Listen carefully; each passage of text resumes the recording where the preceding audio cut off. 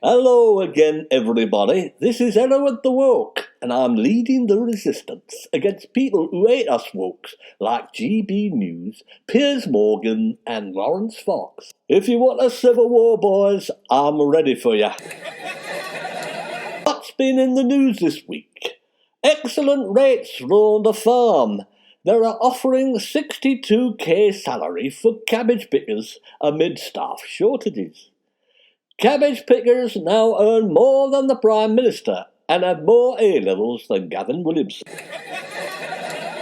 Tories don't like vegetables, which, however, doesn't explain why they always pick them to be their MPs.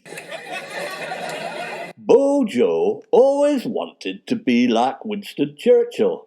He may also cause blackouts, said the...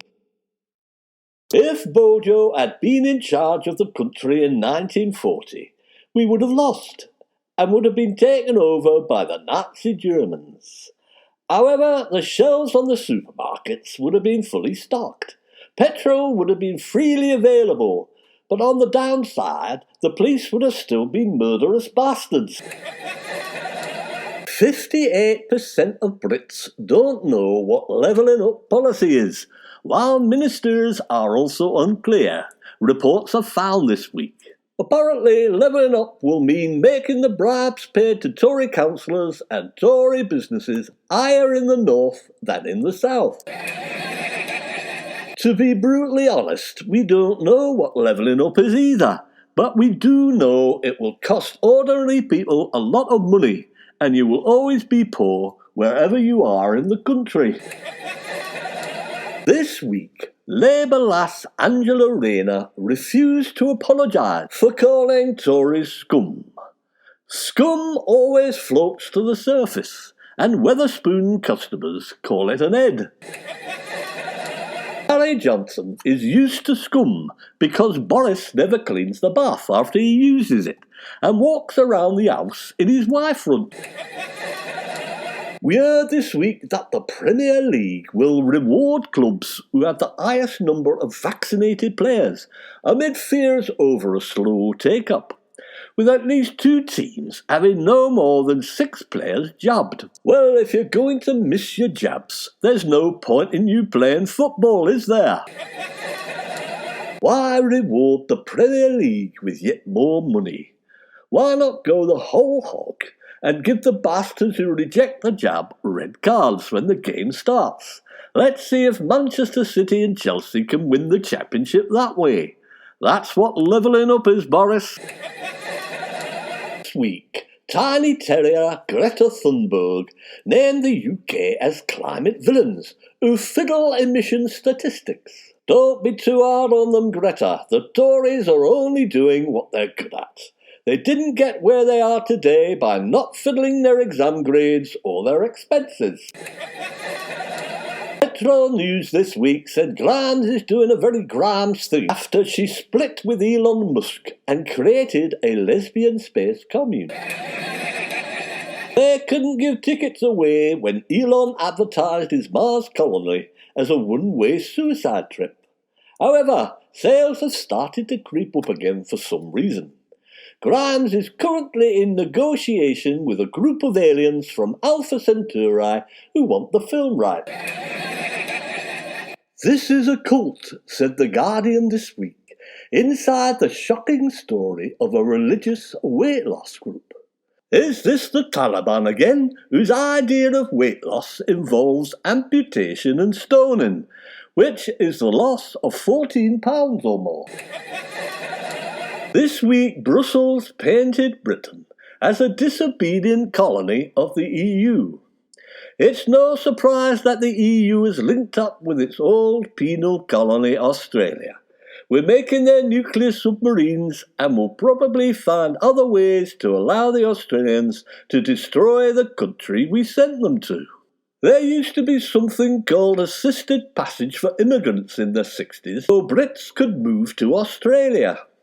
It cost us £10. Now in the UK, assisted passage costs immigrants £5,000, for which you get a pair of oars, an inflatable unicorn, and a nasty woman called Patel screaming at you to fuck off. This week, Jimmy Carr wrote a self-help book because of his fear that he'd become too old to offer his son advice. I think this is some sort of joke.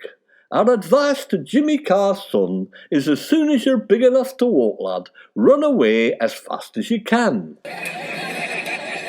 Jimmy advised his son not to become a comedian. That's really good advice, Jimmy. So it's never too late to give up, is it now, lad? The new Amazon robot is branded a privacy nightmare by its makers.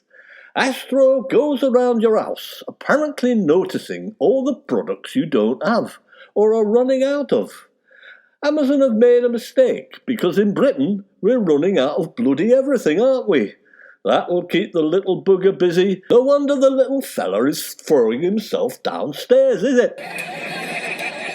A few days ago, Nigel Farage was hit by a van at a roundabout while on a desperate search for petrol.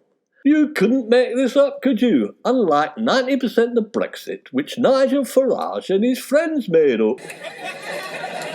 The petrol crisis is due to Brexit, and it shows the funny ways that karma works. What next, you say? Well, we're waiting for a boatload of immigrants to collide with Nigel next time he goes paddling at the seaside, aren't we? It's no wonder people feel insecure about their bodies, said the Daily Mail this week. Shoppers were left shocked when fast fashion site Shine advertised a size 10 loose-fitting cardigan as an extra large. I've bought a number of items of clothes from China described as extra large or extra large, which, when you get them out of the packaging, would be too small for a child. I think this is China's way of getting its own back for the Opium Wars. Or perhaps they think we're all Boris's children. Apparently, Jeremy Clarkson risks more wrath from his neighbours as he seeks a wise old soul who knows their onions to run his 60-seater restaurant at Diddley Squat Farm. This is Jeremy's way of telling us he is seeking a vegetarian guru, and the restaurant will be the guru's ashram, where Jeremy will sit cross-legged whilst Callum soothes the savage beast by playing on his sitar.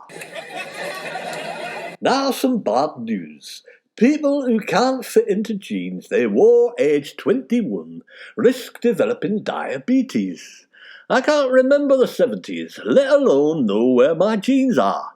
I think they went to landfill or are being worn by some aged Argentinian farmer. However, they were flared, so I could probably still fit the flared bit around my waist. So bad luck, Guardian. This week, Prince Andrew said he wanted to remind the audience that he's a prince in his BBC documentary. However, he ended up reminding us he was a paedophile instead, didn't he? Bad luck, Andrew. Well, at least Mummy has got her chequebook out and is paying for your defence. In the past, she would have got 100 knights in armour to go out and kill your victims. But she can't do that anymore, can she? Ex-BBC presenter Richard Bacon called this week for trick-or-treating to be cancelled as he launched a campaign to swap sweets for Halloween-style treats of crushed avocado on toast and fruit. Richard, you're really in tune with Halloween, aren't you? He's got the mind of a child, a rich, spoiled child from a middle-class family. With a name like Bacon, he's going to get a lot of eggs to go with it this year, isn't he, folk? Apparently, the Spanish were unamused by UK Ambassador Hugh Elliott's Francis Drake quip. The Spanish haven't forgiven us for the Armada and for beating Spain at bowls in the 1988 Barcelona Olympics. Drake pirated millions of pounds of Spanish gold and silver for Queen Elizabeth I and was rewarded for his efforts with Buckland Abbey, a poky house in a dark and wet wood in Devon. Drake had a drum called unimaginatively Drake's Drum. It's a pity he's not still around because it looks like Genesis will be needing a new drummer any time soon. Taliban's one-eyed mullah could be handed 150 nukes, we were told this week. So it must be time to take revenge. So that's one nuke for every branch of Specsavers in the UK. Toilet rats, wrote The Guardian this week. Vermin are all over Britain, and they're climbing up our waste pipes. Don't worry, at least they're British and don't need immigration visas. So Boris can try to train them as lorry drivers, can't he? Donald Trump's former press secretary said he called her to insist his penis wasn't small or toadstool-shaped, confirming that Trump isn't a fun guy. Trump is, however, toadstool-shaped and likes to have buxom young ladies sit on his head smoking weed. And finally, we learned this week that the young are more likely to pray than over 55. Old people are wise, so they've given up praying. They know in their hearts that Brexit Britain is finished, and they have no chance of a career, and that all money has already been stolen by Boris and his libertarian mates. This has been Hereward the Woke on TWTWTW.